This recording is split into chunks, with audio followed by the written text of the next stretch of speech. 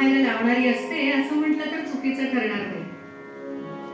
गुलमोहर, नीलमोहर, ताम्हण, बहावा आपले रंग धरतीवर ओसंडत असतो.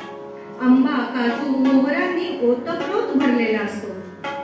बकुळ, प्राजक्त, पलाश, जाईजुई यांचे सडे अंगण रस्ते सजवीत असतात आणि मोगऱ्यांचे ताटवे गच्च होऊन सर्वांचंच लक्ष वेधून घेतात.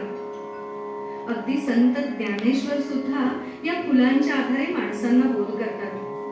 मोगरा फुलला या गीतातून.